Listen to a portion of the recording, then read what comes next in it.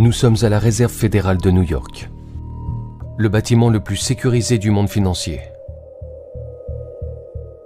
Sur un serveur, dans un fichier de log que personne ne regarde en temps réel, une série d'ordres de paiement s'aligne, ligne après ligne.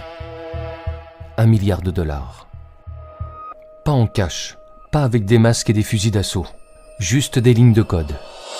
Des codes SWIFT parfaitement formatés, envoyés depuis une banque centrale à l'autre bout du monde, la Bangladesh Bank. En apparence, tout est normal. Une banque centrale déplace ses fonds, rien de plus banal. Mais cette nuit-là, derrière ces messages, il n'y a pas de banquier. Il y a un groupe d'hackers d'élite, assis dans une petite pièce sombre quelque part en Asie, la Corée du Nord. Leur plan est aussi simple que monstrueux.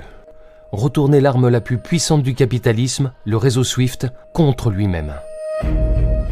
Si tout se passe comme prévu, au lever du soleil, près d'1 milliard de dollars auront quitté les coffres de la Fed, traversé le globe à la vitesse de la lumière, blanchi dans des casinos aux Philippines et auront disparu à jamais. Personne n'aura forcé une porte, personne n'aura déclenché une alarme. Mais ce plan parfait, digne d'un film de science-fiction, va buter sur un détail ridicule. Une faute d'orthographe, une simple erreur de frappe, repérée par un employé, va transformer le plus grand braquage de l'histoire en un fiasco à 81 millions de dollars.